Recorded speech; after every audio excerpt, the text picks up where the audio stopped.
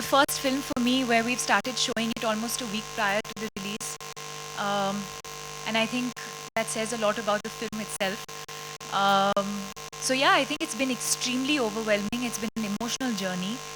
And we're all really excited and looking forward to the release tomorrow.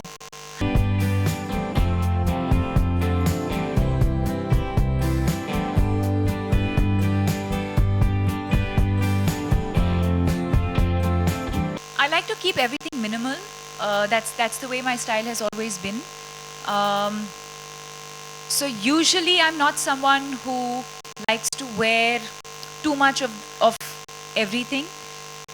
But I usually tend to wear a lot of earrings. I'm more a earring person. Being a South Indian, I know that it is an important asset, but I think at a personal level, it's more a material thing.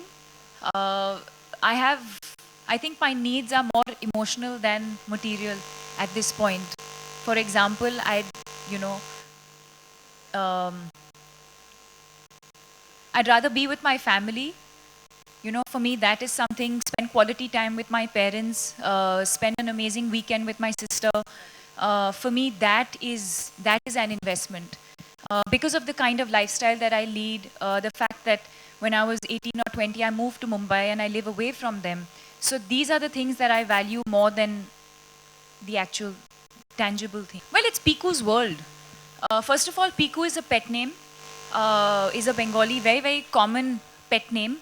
And I didn't know this until very recently. It's used for girls and for boys. And I think that actually says a lot for my character in the film, because she is the boy and girl of the house in a sense. Um,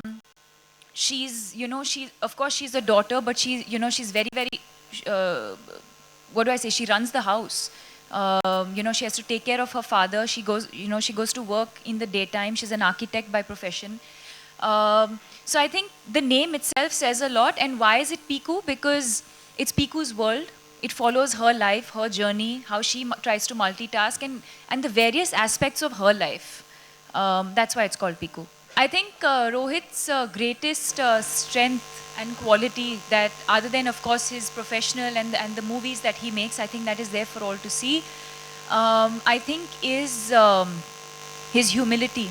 He's he's an extremely simple person, extremely warm and very, very humble.